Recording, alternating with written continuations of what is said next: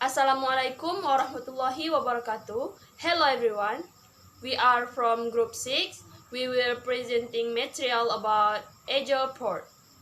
Before start the present, introduce our group members. My name is Dewi Azira and my partner Dila Syafika, Dwi Norani, and the last Kartika Ayuni. Table of content. First, definition of Agile Port. Second, bidirectional logistic system of port. Third, characteristic of Agile Port. And the last, implementing the concept of an Agile Port. Okay, the first explained by me, definition of Agile Port.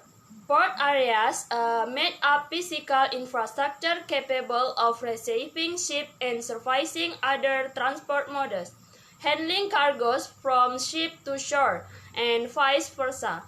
Ports are also capable of providing value-added logistic services to users. Therefore, a port can be classified as a multimodal node where ocean ships, shore, sea, barges, and road and rail modes converge and where a link exists between Melbourne and the transport.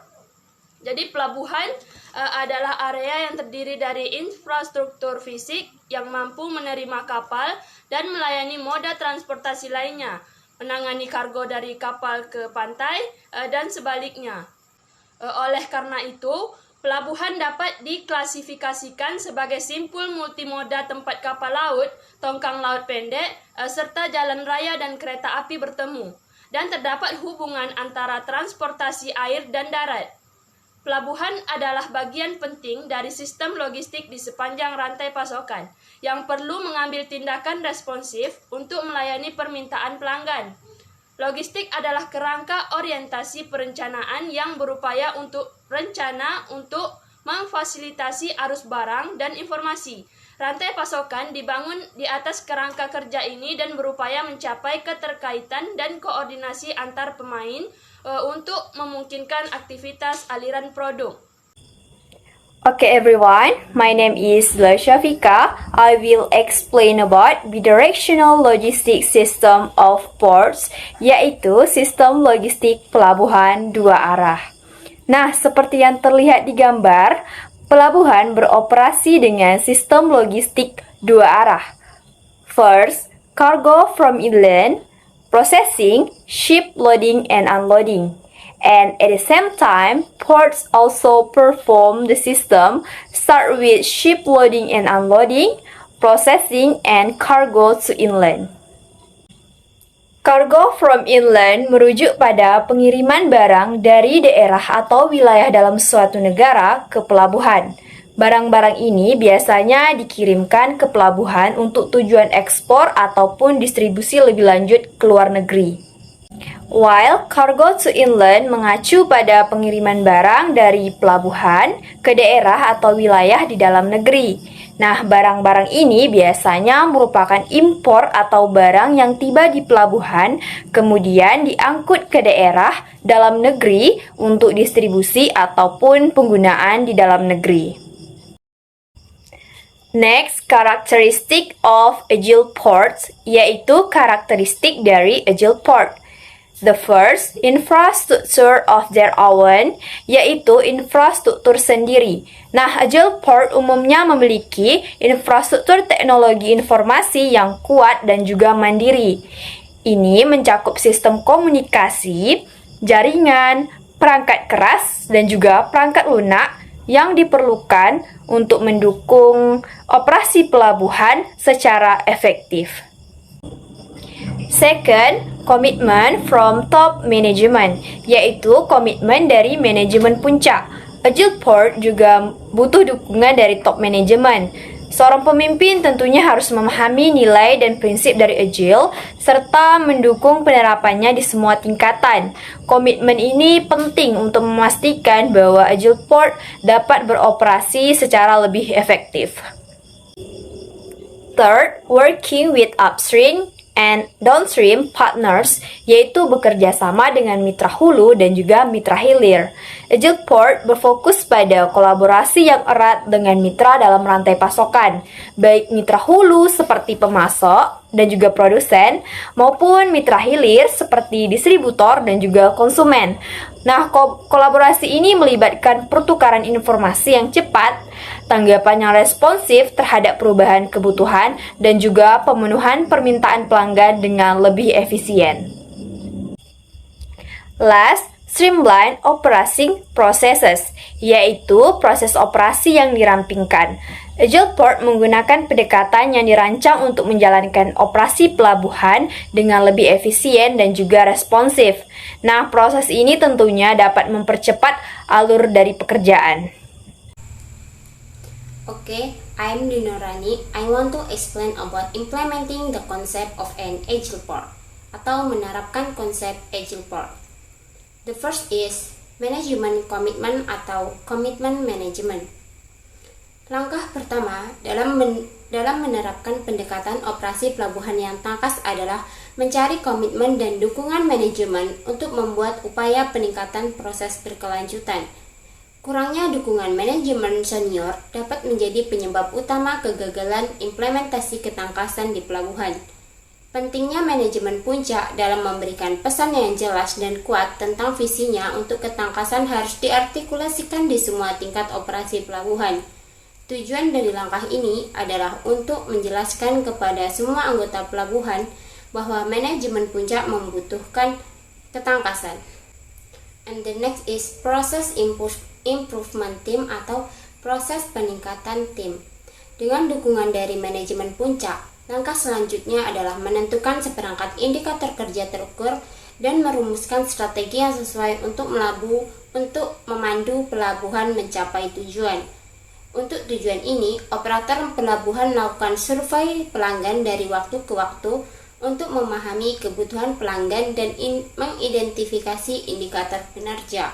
Analisis kinerja memberikan arahan bagi pelabuhan untuk menetapkan tujuan kinerja dan mengupayakan peningkatan kinerja. Sasaran kinerja pelabuhan mencakup berbagai aspek alur kerja dalam layanan pelabuhan. The next is setting standard atau menetapkan standar. Langkah ini mengembangkan model perbaikan dengan langkah-langkah yang tepat untuk mengukur kinerja. Misalnya, langkah-langkah untuk mengevaluasi proses antar moda yang meliputi ketepatan waktu dalam mengambil kontainer, kendala waktu transit, daya tangkap operator transportasi, dan lain-lain. The next is awareness of staff member atau kesadaran anggota staf. Langkah ini menciptakan awareness ataupun kesadaran dan mengkomunikasikan visi penerapan konsep Agile Port kepada seluruh anggota pelabuhan. Anggota staf manajerial dan pengawas diharapkan untuk mentransfer pengetahuan dasar tentang pelabuhan yang tangkas kepada bawahan mereka. And the last is manager and supervisor training atau pelatihan manajer dan supervisor. Serangkaian seminar tentang operasi pelabuhan yang tangkas harus diterapkan untuk staf manajerial dan pengawas di pelabuhan. Tujuannya adalah untuk memberikan pelatihan bagi para manajer dan pengawas untuk menjalankan fungsinya sebagaimana yang dipersyaratkan oleh indikator kinerja pelabuhan yang tangkas. Sangat penting bahwa semua anggota staf manajerial dan pengawas memiliki pemahaman yang menyeluruh tentang konsep dan tujuan penerapan pelabuhan yang tangkas. Okay, I will continue about implementing the concept of an agile port atau menerapkan konsep port agile. And the next, step 6, goal setting atau penetapan sasaran. Langkah ini adalah mengubah komitmen menjadi tindakan dengan mendorong masing-masing departemen untuk menetapkan rencana dan tujuan peningkatan menuju pencapaian tujuan organisasi zero defect dengan efisiensi maksimum dalam proses kerja. Pada akhirnya, upaya untuk meningkatkan kinerja pelabuhan harus menghasilkan peningkatan kepuasan pelanggan. Tujuan yang ditetapkan harus diwujudkan melalui pemahaman kebutuhan pelanggan, diikuti dengan penggunaan sumber daya pelabuhan secara efektif untuk memenuhi kebutuhan tersebut. Next, step 6. Removal of error atau penghapusan kesalahan. Langkah ini memotivasi anggota staf individu untuk meningkatkan kualitas layanan mereka dengan memberi cara untuk mengkomunikasikan kepada manajemen kesulitan yang mereka hadapi dengan menerapkan konsep pelabuhan tangkas. Mendengarkan umpan balik dari karyawan dan memulai perubahan positif penting karena penerapan konsep pelabuhan tangkas dan menyebabkan peningkatan beban kerja harian staf. Step 8, corrective action atau tindakan perbaikan.